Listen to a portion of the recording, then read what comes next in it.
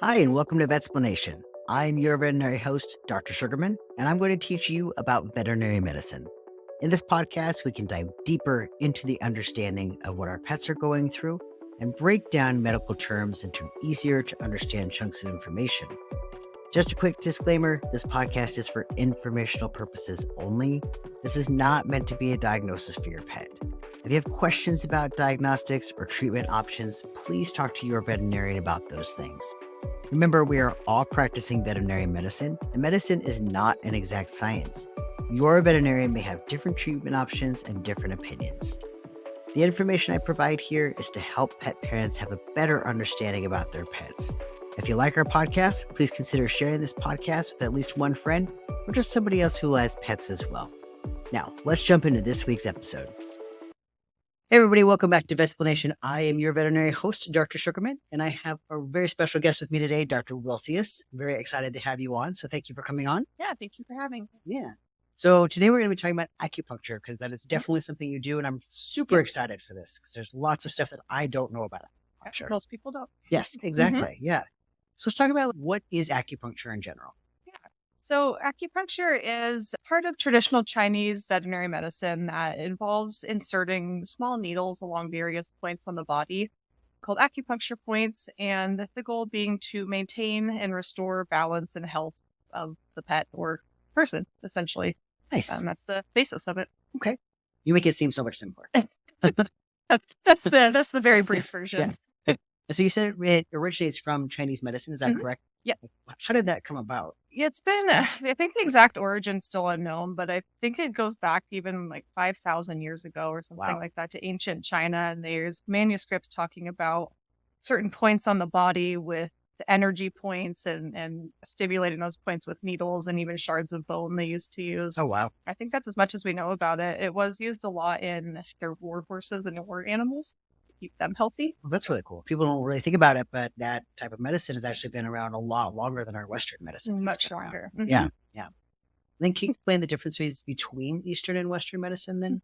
Yeah, I'd say the main difference between Eastern and Western medicine tends to focus on one disease, one organ system, kind of one condition at a time, whereas Eastern medicine is really about the whole body and the body systems and how everything's functioning together.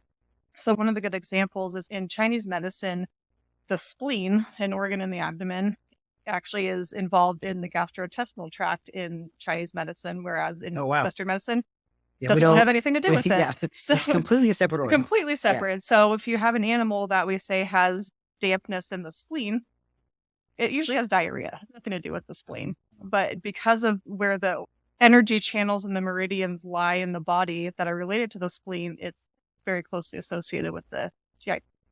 That is really cool. Yeah. It's also really interesting, like you had mentioned, like the dampness of the spleen, right? Like a lot of the diagnoses are very different in Eastern medicine and Western medicine, right? Yep. Yeah. In Chinese medicine, they don't use diagnostics like blood work and x-rays. They go based off of appearance and feel. We feel pulse qualities. We look at tongue color and appearance, the temperature of the animal, things like their sleep patterns, preferences of hard versus soft surfaces, things like that. I had even my friend, Dr. Nelson, she had done acupuncture on my chameleon at one point. Yeah. And it was interesting just to learn about whether he preferred the heat or whether he preferred the cold and how that played into it as well. Yeah. Yeah. Just a lot about the environmental things and not necessarily a lot about the symptom of it, right? Yeah, exactly. And it's all about the interaction, not only of the systems within the body, but also how, like you mentioned, the environment and how the body interacts with the environment. Another part I think is really interesting is in Western medicine, I feel like I tend to see clusters of certain conditions during certain times of year. And I can't explain it, except in Eastern medicine I can. Like in the late spring, early summer, when the temperatures start to warm up, I feel like I see a ton of autoimmune diseases, hemolytic anemias, that type of stuff. And that's the rising heat in the environment. According to Chinese medicine, the rising heat is creating too much heat in the body, which is causing these autoimmune conditions. Western medicine, can I explain that? No. Eastern No. medicine makes perfect sense. Yeah, exactly. Yeah, Western medicine, I don't know, it Like, just happens. just coincidental. They're just all happening at once. So, Exactly. yeah. Yeah, we think of the Mhm. same thing with blocked cats. When it Mhm. rains, there's like always a ton of blocked cats that Mhm. come in. I'm sure that Yep. probably has something to do with like the temperature and stuff and the humidity and stuff as well. Yep, exactly. Blocked cats. Urinary tract is associated with the kidney system in Chinese medicine. Kidneys are related to wintertime. That's the season that controls kidneys and urinary tract health. So Wow. lots of blocked kidneys, lots of UTIs, lots of urinary incontinence. That's so cool. I like Mhm. never realized that was like Mhm. it was like a time of year thing Yep. that you could pull that back Yep. to. And we're coming up into spring, which is the liver gallbladder. So expect to see a lot of hepatic Well, I've issues. already seen If there you go, they're ahead of the game. Yep. All right. And then what kind of training goes into you being able to perform acupuncture? You have to be a licensed veterinarian. And then after that, there are multiple programs in the US that do acupuncture training.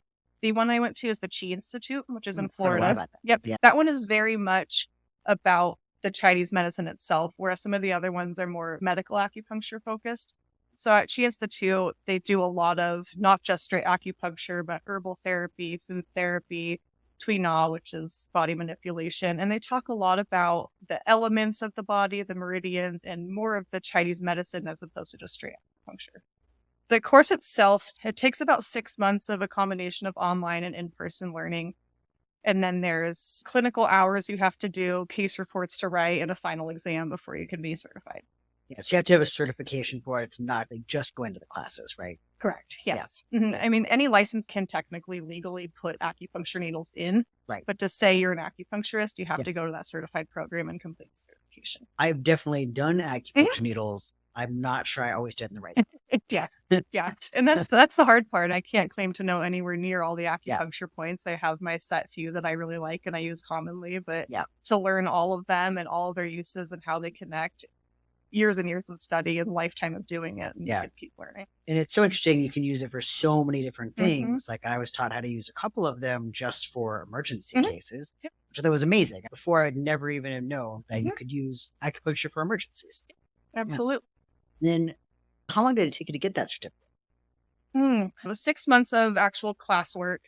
And then I was a slacker because I had a general practice job at the time. So I didn't get right into my case reports and clinical hours. So it probably took me another year after that. But you could theoretically do it much faster. I just had a lot of other things going on. So it took me a bit longer. Yeah. Nice. And then can you describe what one of these needles looks like? Yeah. Like people think of like really big needles. People get very scared about needles, but they are very, very small, very thin, flexible needles. You can even rub them across your hand or your leg and hardly feel them. Yeah. The ones I like are 0.22 millimeters. So they're very, very thin. Tiny. Yep. And they're different from your traditional hypodermic needles that have the lumen. Yeah, lumen and a bevel. Yeah, lumen and a bevel. Yep. They don't have that. They're just solid pieces of stainless steel, but they're very thin and flexible. Another thing people worry about is when I put the acupuncture needles in, they say, are they going to get lost in there? Are they going to shove down deep in there? But they have stoppers on them so they don't go. The little ball that's at the end? Little ball at the end, little coils, depending on the type of needle. So they don't go in further than you put them. And you don't put them in very far. It's not like you're putting them all the way down to that little stopper, right? No. Well, sometimes. Not usually, though. Okay. Sometimes, depending on which point.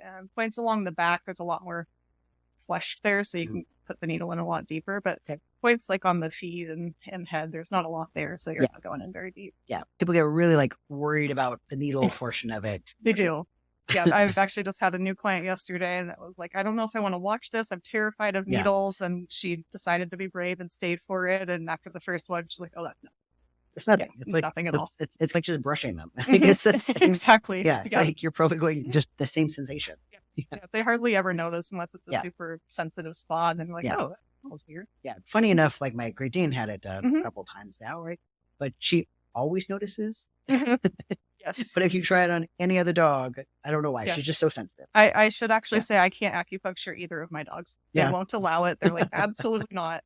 Not every dog, but yeah. But I feel like a lot of them are pretty amenable to it. Like a lot of them do really well just sitting there. And I've definitely seen ones that were very anxious dogs. And as soon as you put in those needles, became very calm. Yeah, absolutely.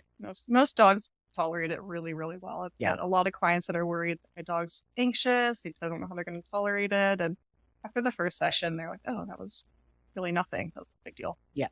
Like I say, with my dog, she didn't do great with it. But I was like, oh, she'll do fine. And then afterwards, they're like, no. She did not. She was a little stressed. Yeah, Yeah, she was too that stressed happens out. sometimes. Okay. Yes. And then what are the most common things you use acupuncture for? Oh gosh, musculoskeletal and neurologic conditions. One of the sayings in acupuncture is, "If it's not broken or bleeding, you can treat it." Uh, so that said, the ones I see most are the orthopedic issues. So arthritic dogs, dogs with tendon and ligament issues, dogs with cancer that have cancer pain that affects their mobility. And then neurologic conditions. A lot of French bulldogs and dachshunds with back issues. They're paralyzed in the hind legs. Those types of things I see very Yeah. commonly. That's really nice too, because we have Ken here, so you Mhm. guys can definitely do both of your modalities to try to help a lot of these patients. Yeah, and they work really hand in hand with Ken doing, especially the cold laser therapy. That's a really good complement to acupuncture. They work really well together. Do you do cold laser therapy and stuff as well? I do. Nice. And then with our paralyzed dogs, like our temporarily paralyzed, Mhm. we call IVDD dogs, but just means we have a problem with the disc inside the spine. How well do they do just with acupuncture? Most dogs do incredibly well. I don't remember the exact numbers. There's been a study comparing dogs that did not have surgery and had either just medical management or medical and acupuncture as well. Yeah. And I don't know the numbers, but it did show that the ones that received acupuncture did significantly better recovery wise than the ones that just got medication. That being said, it really depends on the dog, the severity Right. of the injury. There's some dogs that come in acutely down. They have no deep pain in their legs, no function at all. And some of those dogs don't respond no matter Right. what we do to medication, acupuncture, laser, Even surgery anything. sometimes. Even surgery, exactly. So we do have those patients, but in general, I have seen a huge improvement in these dogs with their ability to regain function when we add acupuncture. I was told before that with dachshunds that Mhm. they actually do extremely well just because of their different type of IBDD. They do Mhm. extremely well with acupuncture. Do you feel the same? I do, yeah, yeah. I don't know if I can explain it, but Yeah. yes, dachshunds versus Frenchies are the two most common ones I see, and Right. dachshunds do tend to respond better. Yeah. How long do you think one of these acupuncture sessions usually takes? Like how long is your appointment time, and then Mhm. how long does it usually take for an IBDD dog? Yeah, but when I schedule my appointments, the first one I schedule for an hour just because I like to have plenty of time to talk to the clients, get to know the dog, feel everything, check all their organ systems. Once I put the needles in, I usually let them sit for anywhere from 12 to 18 minutes, usually around 15. With IVDD dogs, if it's an acute injury, it just happened, I like to see them every week for a few sessions at least. And then after the first 3, 4 sessions, I'll stretch them out to maybe let's go every 2 to 3 weeks, every 4 to 6, just depending on how they're doing.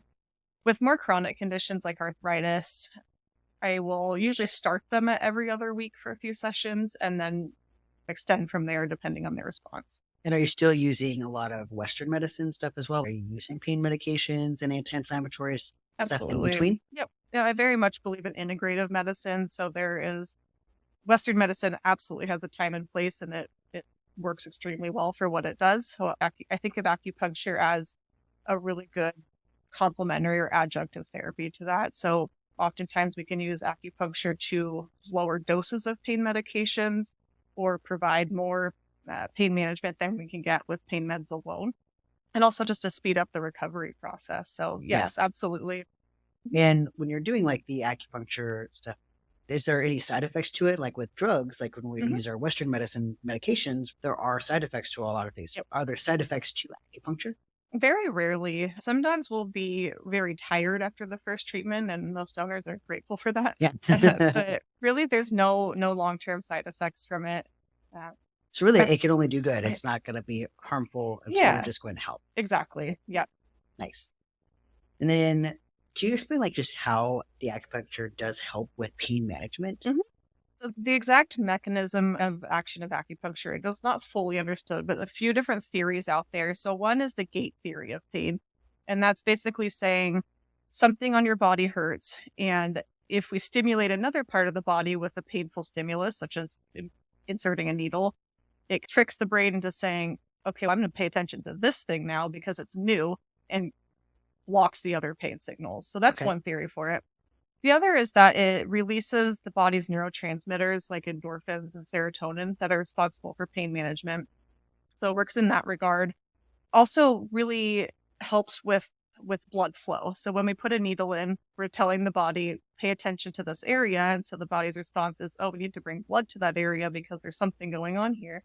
And the blood brings with it all of the cytokines and chemicals that help with pain management and healing. Yeah. So when you're doing it, let's say like on an IVDD Mm-hmm. dog, are you doing it in the spot that they have the problem with the disc, or are you doing that away from the spot this problem? So there are local and distant points in acupuncture. So I often treat IVDD dogs where we don't know exactly which disc is the problem. We can make a guess, but don't totally Right. know. So I treat them based on one, if they have any areas of pain. I do local points for the pain itself. But there's other protocols that involve different points just along the whole length of the back and the hind legs that connect the acupuncture points in those meridians. That's been shown to help with those dogs. Okay. And then what about with like liver dogs? You're talking about like liver Mhm. problems, gallbladder problems. Mhm. So how does doing something like that help? Because it's not a pain response thing. What is that? So that's generally more related with the blood flow, bringing blood flow to certain areas. And something I actually read not too long ago that I thought was really interesting was this theory that the acupuncture points are associated with the fascial planes. So when an animal's developing, the way the fascial planes stretch and move and form different organs. So things like tissue that is in the front leg is connected by a fascial plane to the small intestine. And so we can use the distant points like the front leg to affect things like the small intestinal tract from a distant aspect. And a Yeah. lot of that's done through the change of blood flow, but also in Chinese medicine, we talk a lot about meridians and qi, which is energy and the flow of that. And that's by stimulating those points, we're helping to rebalance that flow and help remove any blockages. And when you're doing your diagnosis, back to that, I remember there was something like you have to do a chi diagnosis. There's different things that you have to write in there, right? For like sort of a diagnosis. Yeah, Yes. there are Chinese medicine diagnoses. They're very different than Western medicine. Right. So something like anxiety is generally called a Shen disturbance. And we talked about urinary tract infections are like a bladder heat toxin. So there's different verbiage for diagnoses. Yeah. Super interesting. Yeah. It sounds like a totally different language, but It if you think about and learn what it's actually saying, it's very similar to what we would be doing in Western medicine, just from a different wording, different language, and just a different way to approach it. Yeah. Very cool. I'm going to ask you a question real quick. Sure. So why did you get into acupuncture? That's a great question. I've always been interested in alternative therapies. I've had a lot of health issues myself, and Western medicine has saved my life multiple times, but there's also limitations to it and things that it hasn't helped me with. And so I've just always had an interest in what else can we do to help these animals when Western medicine isn't cutting it or it's not. Can't explain it, like the seasons? Yeah, the seasonal things, or even just dogs that have side effects to every medication that you give them. They just get sick the more you do to try to help them. So what else can we do to help them? Yeah. Very cool. I think that a lot of people that I've met who do acupuncture is the exact reason why is because they've had a bunch of health problems themselves and have looked for alternatives like how to help them. Yeah, Western medicine's wonderful. It does amazing things. It saves lives, but there are certain things where it's not enough. Yeah. And I think all of these different types of medicines just complement each other, right? Absolutely. I say chiropractor. I love my chiropractor. Like it's definitely like, that's one part of it, plus doing like strength training for back and like all these other things, right? There's so many things that go into it, not just like pain medication. Absolutely. Yeah. Okay. Cool. Well, thank you so much, everybody. We really appreciate you joining us for this episode of Vetsplanation. I was really excited to learn about a lot of these things. There was so much that I really did not know about acupuncture. Yeah, and I could talk to you about it for probably another 2 hours. There's so much to learn, and I have a lot more to learn. Yeah. It's just really fascinating. Yeah. Thank you so much again, Dr. Wiltzius. I really appreciate it. Thank you for having me. Yeah. And so as always, everybody, please keep your pets happy, healthy, and safe. Thank you, guys. Thank you guys for listening this week. If you have any questions, comments, suggestions, or you just want to say hi, you can email me at shugs, SUGGS, at vetsplanationpodcast.com, or visit the website at vetsplanationpodcast.com, or find us on Facebook, Instagram, or TikTok at Vetsplanation. Thank you all for listening, and I'll see you back here next week.